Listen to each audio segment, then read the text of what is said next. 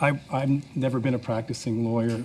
I was a constitutional law professor, and I'm a free speech guy. So I appreciate the importance of the issues that are being raised. I think respectfully they were answered, the free speech issues were answered quite compellingly by my former colleague Brenda Cosman in testimony before this committee. But I wanted to make 3 points. Mr. Peterson, and there are questions sort of buried in these points. I think I heard you say that you thought that the harm to this legislation outweighs the good, but there is, the trans community suffers harm regularly when they're discriminated against.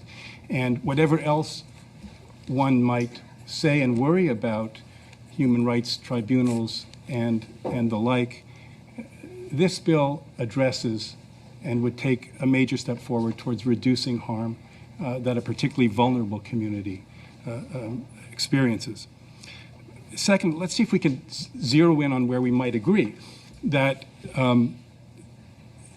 there is nothing in the law that criminalizes or creates an offense to criticize the notion that identity is a social construct, which you do, to criticize the way in which words come into the language.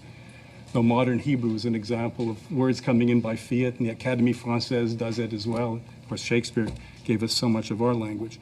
But there's nothing in this bill that stands in the way of you taking a principled position against all aspects of this, including your criticisms of the activists. The issue is the pronoun, and unless I'm reading it wrong, as Senator Pratt pointed out, the Ontario Human Rights Commission policy does not say that refusing to use a person's self-identified name or personal pronoun does constitute gender-based harassment. I may be wrong, but I believe it said it could. And I think that's a real difference. If I turn to you and say, look, please call me they, because that's how I see myself now, because it's hurtful for you to call me sir, or miss, whatever it would be, but you refuse. And I say, well, okay, if you're uncomfortable with that because you're not comfortable with that, call me Mark. And you refuse. Were you to continue to call me by the name that I'm telling you is hurtful to me, is that not, in fact, something that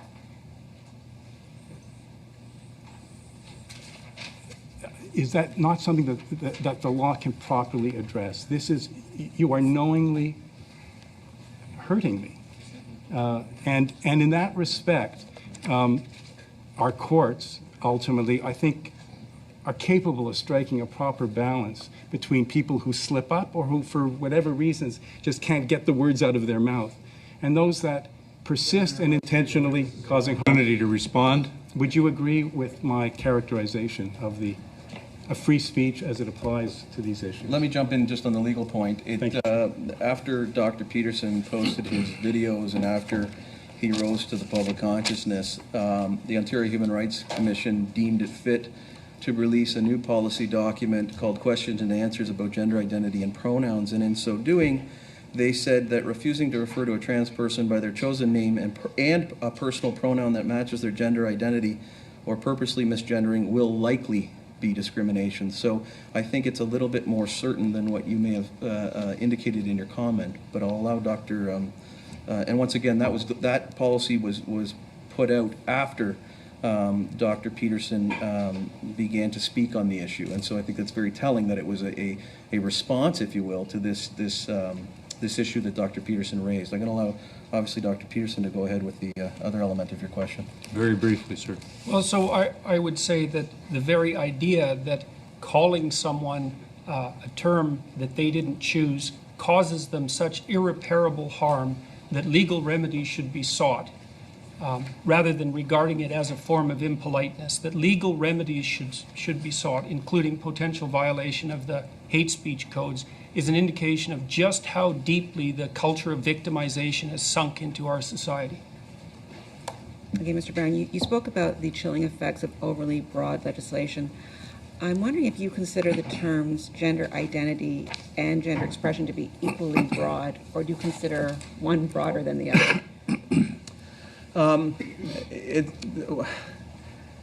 I think they are overly broad definitions, and I think the only thing I can offer as a lawyer and a litigator is that the courts don't like overbroad terms, and I would refer you to the decision of London Boisson of the Alberta Court of Appeal, where in that case the Court of Appeal says the objective of statutory interpretation is to discern the legislative intent from the language of the legislation, if possible, and to give effect to such intent.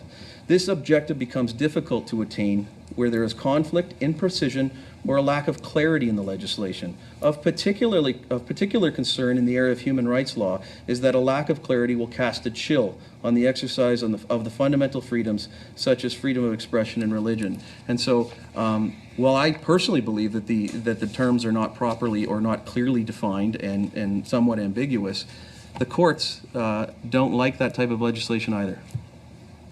Just to add two things.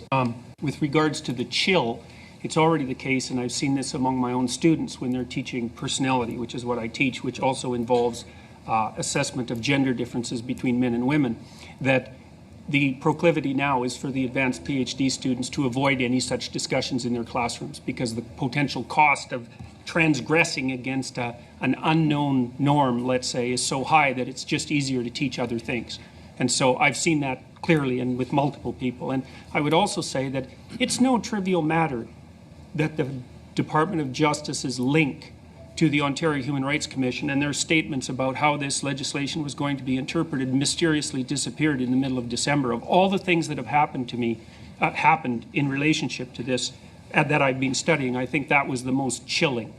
It's like, because it was the, what would you say? It was the smoking pistol, right? Because the issue is, what's the right level of analysis? Are you just supposed to look at the legislation? Well, since the Justice Department said, no, you're supposed to look at the surrounding policies, well, that's what I did, and that's what I based my case on. And then all of a sudden, the link tying those two things together just vanished, and people had to go into the Internet archives to fish it back out so that it could remain part of the public record. I think that's absolutely scandalous. Here, here. Thank you, Senator Ahmedvar. Thank you, Chair, and thank you both of you for being here. I was trying to take notes, but I think I got this right, Mr. Peterson, that you talked about this bill as being an expression of the vanguard of ideology. Am I right in thinking? Well, I was thinking more about the policies that surrounded it, but Okay. yes. Yeah. So I'm trying to square what you, as a party of one, are saying with published documents from the Canadian Psychological Association, the American Psychological Association, the Canadian Medical Association, the American Psychiatric Association, the Canadian Psychiatric Association, and the United Nations Human Rights experts.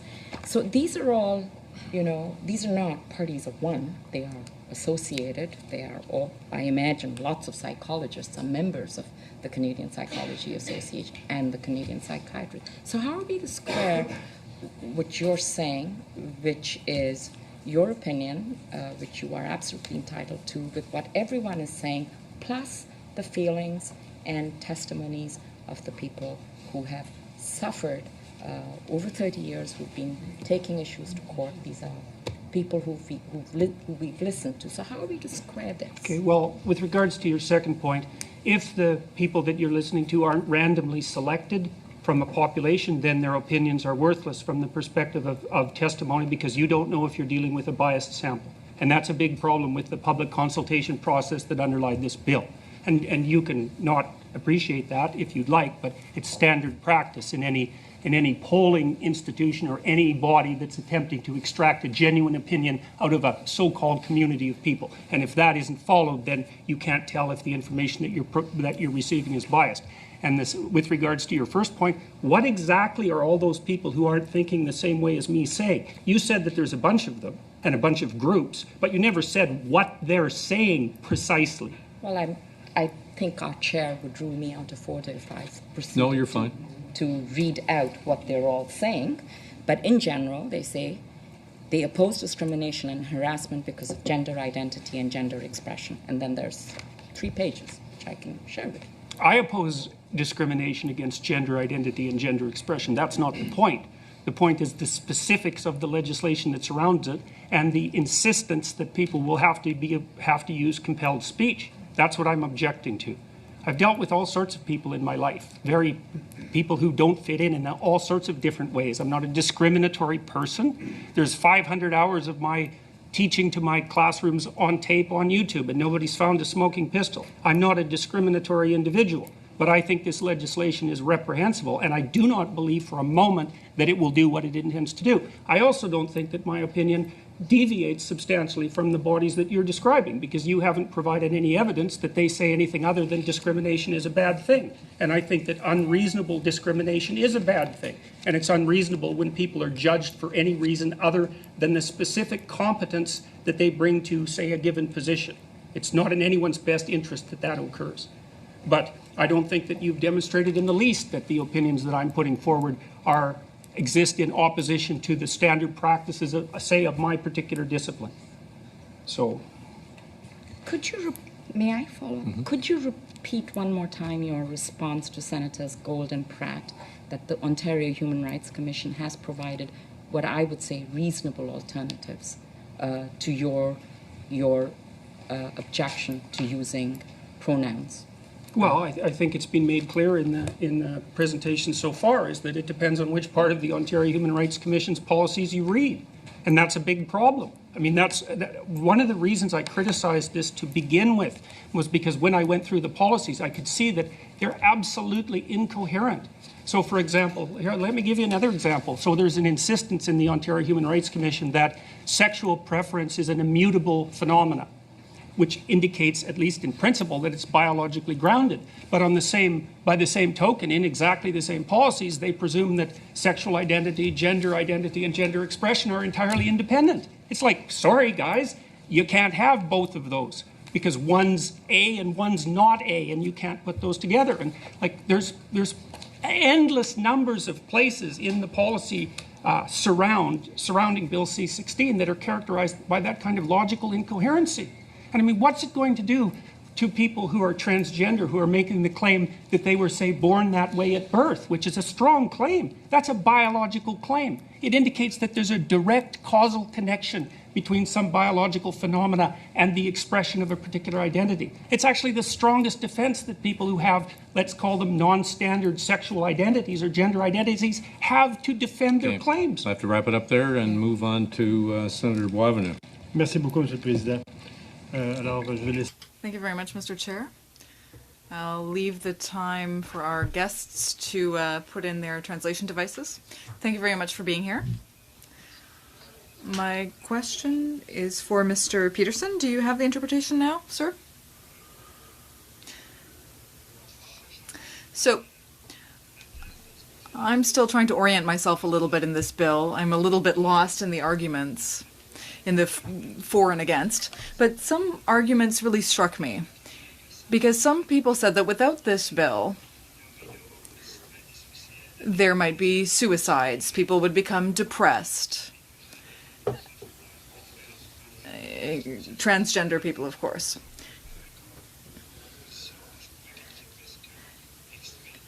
And it seems to me that this is almost an extreme position, that without this bill there would be an explosion of suicides and depression. So I'd like to ask you a question as a professor. Now you work in the social sciences, you study human behavior. Are there studies or statistics about the consequences that this bill would have on those people? Would this bill save as many lives and help as many people as it says? Well, in principle, we would have that information if the policies that have already been introduced by the provincial governments were assessed properly. But as far as I know, there's been no studies indicating that the introduction of this legislation specifically has done anything to modify the unfortunate rates of suicide, depression, anxiety, and so forth that are characteristic, well, you could say often of marginalized groups, but that's a bit of an overstatement. So no, I don't, that was part of my original claim, is that there's no evidence that this sort of legal redress, let's say, is going to produce any of the positive consequences that are intended. And I do believe that by making the issue, let's say, painfully visible, that's one way of thinking about it, that's actually had the opposite effect. And it's very, very common, and this is something that's well known in the relevant social sciences, that just because you intend something to happen when you make a large-scale transformation doesn't indicate in any manner that that's going to be the outcome.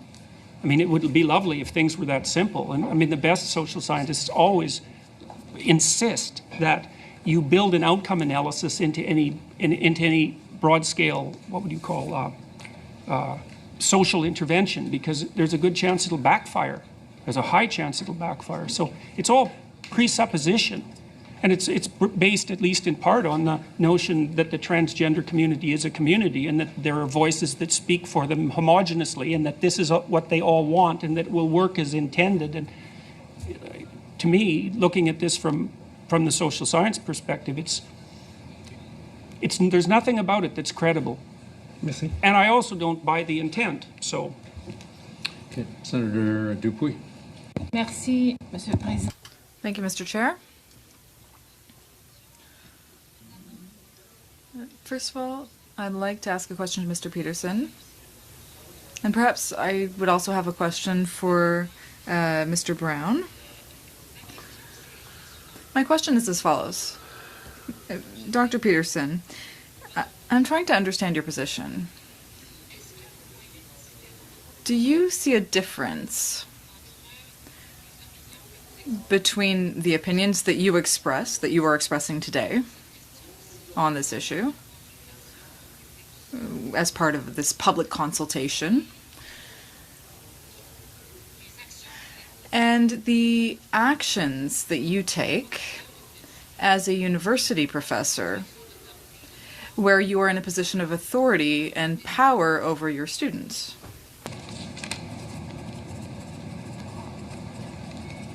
Well, first of all, I don't necessarily consider myself in a position of authority and power. I consider myself in a position of responsibility. And those aren't the same thing. So I don't agree with the way that the question is formulated. And I don't understand what that has to do with my stance. I mean, if I believe that the legislation is going to do more harm than good, and I also firmly believe, which I do, that it is more in the issue of an ideological move than something that's designed to address the concerns that it purports to address. I would also like to point out briefly that, what should have happened when I made that video, and this is relevant to the question, was that, like, maybe people paid attention to 10 minutes, to it for 10 minutes, and maybe it got a newspaper article and then it disappeared.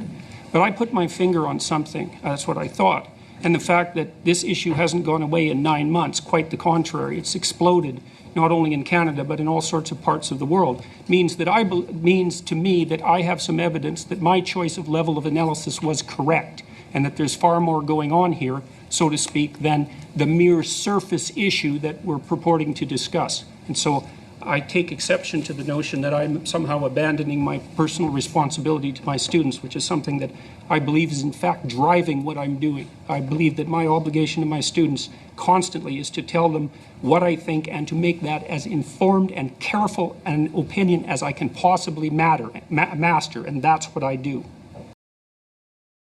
Are you struggling with back taxes or unfiled returns this year? The IRS is actively escalating collections by adding 20,000 new agents. In these challenging times, your best defense is to use Tax Network USA. Along with hiring thousands of new agents and field officers, the IRS has kicked off 2024 by sending over 5 million pay-up letters to those who have unfiled tax returns or balances owed. These guys are not your friends. Don't waive your rights and speak with these agents independently, without backup. Tax Network USA, a trusted tax relief firm, has saved over $1 billion in back taxes for their clients, and they can help you secure the best deal possible. Whether you owe $10,000 or $10 million, they can help. Whether it's business or personal taxes, whether you have the means to pay or are on a fixed income, Tax Network can help resolve your tax burdens once and for all. Seize control of your financial future now, and don't let tax issues overpower you. Contact Tax Network USA for immediate relief and expert guidance. Call 1-800-245-6000 or visit tnusa.com/Peterson. Turn to Tax Network USA and find your path to financial peace of mind. That's tnusa.com/Peterson. Dr. Peterson, I have a question for you. The thing that concerns me most in this legislation is compelled speech. I think that's very concerning. This committee has heard from Megan Murphy, who told us her opposition to this concept of gender fluidity because she believes gender is a social construction. And Dr. Gad Saad also opposed to this legislation because of his belief in evolutionary biology. What this shows is that with Bill C-16, we are prematurely shutting down a discussion on gender and sex that is far from settled, or appears to be far from settled. And in my opinion, when we look to the provincial definitions set up by the commissions, we are enshrining the theory of a gender spectrum into the law. I wonder if you can comment on that. That's exactly what we're doing. And I think that might even be more dangerous than, in my opinion, than the compelled speech issue, because the social constructionist view of gender isn't another opinion, it's just wrong. So, and I can tell you why that is fairly, I'll take 1 minute to do that. Please. Well, the proposition that's instantiated, for example, in this particular visual, which is a good representation of the philosophy of the policies, is that there's no causal relationship between these four dimensions of identity, and that's palpably absurd. I mean, 98% of people, it's 99.7% of people who inhabit a body with a given biological sex identify with that biological sex. They're incredibly tightly linked. If you can't attribute causality to a link that's that tight, you have to dispense with the notion of causality altogether. And then of the people who identify, say, as male or female, who are also biologically male or female, the vast majority of them have the sexual preference that would go along with that, and the gender identity, and the gender expression. These levels of analysis are unbelievably tightly linked, and the evidence that biological factors play a role in determining gender identity is, in a word, overwhelming. There isn't a serious scientist alive who would dispute that. Now, you get disputes about it, but they always stem essentially from the humanities. And as far as I'm concerned, I've looked at it very carefully. Those arguments are entirely ideologically driven. It's a tenet of the ideology that identity is socially constructed, and that's partly why it's been instantiated into law, because there's no way they're going to win the argument. But they can certainly win, let's say, the propaganda war, especially by foisting this sort of reprehensible advertising information on children, and that's part of the express intent. I would add that the trans complainants have been covered under the existing grounds of sex before the tribunals across Canada. And as the Minister of Justice said, they are bringing this legislation in as a symbolic gesture. And so I leave it to you to question what that gesture may be. But this community has been protected under the existing grounds that are found in most of the human rights codes across Canada on the grounds of sex. Mr. Brown or Mr. Peterson, the Justice Wagner from the Supreme Court in a seminar at the Ottawa University in early March of this year, which was a couple of months ago, stated the following. Of course, he was not giving a decision from the bench, but he was expressing his views, and if you allow me, I will quote him. It's short. When the court eventually faces a question touching on transgender identity, these two propositions will provide essential frames of reference. First one, that identity is not fixed, but changing. That's the first proposal. And then the second one, that identity is not innate, but contextual. I repeat, that identity is not innate, but contextual. End of quote. I read that, and I tried to understand the implication of this, those two binary kinds of elements that, and he says the court, so I bet that he might have spoken to colleagues or, the profession generally. Would you have a quarrel with that kind of approach to the definition of transgender reality, or if you think that it's a proper way of approaching legally the issues? Because as you forcefully explained, somebody one day might challenge, the proposal, the policies, and all what could stem from the enactment of those legislations. So in other words, we'll find ourselves in the court one day, and we will have to analyze and argue the case, at least taking into account those references that Justice Wagner mentioned not long ago. So how would you react to that Well, I want to to make sure I understand your question properly. So when the justice said this, was he implying that the identity is not fixed, but it is changing, and that identity wasn't innate and it was contextual, or was he outlining the arena within which this debate might take place? No, it was essentially, it was not a speech on this. Essentially, it was more, if I can use an expression that Mr. Brown will understand, it was rather an obituary, in a conference. The conference was about identity, but of course, since identity is a topic of common debate in Canada, he felt that it was helpful if he would, I should say, put his grain of salt in the public debate by establishing what he thinks is, how to define transgender identity and establish some parameters. Okay, so let's assume that it is changing and contextual. Yeah. Okay, then why is conversion therapy a problem? See, the thing is that when I started opposing this bill, people immediately assumed that I was transphobic and racist and all these other epithets that they're perfectly willing to trot forth at a moment's notice.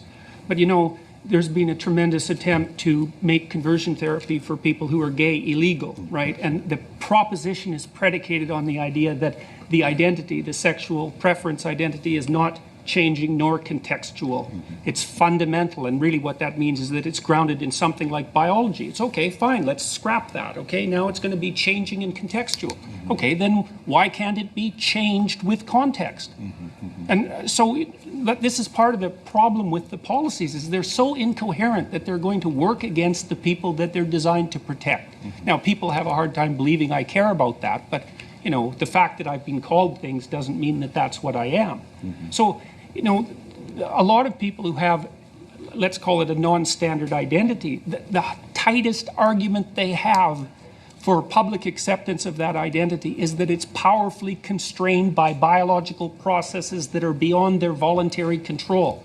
So instantiate this view of humanity, the social constructionist view of humanity, and you can wave those claims goodbye, because they're completely, they are at complete odds with the social constructionist viewpoint. And I think that's a big mistake. And I really do believe that that will backfire hard against the people who this legislation is designed to protect. If it's mutable, changeable, only subjective and transformable on a whim, then why should anyone have any respect for it? Gentlemen, I'm going to have to intervene. The hour has flown by, and we all very much appreciate your appearance here today and your testimony as well. Thank you. We'll suspend briefly before hearing from our next witnesses.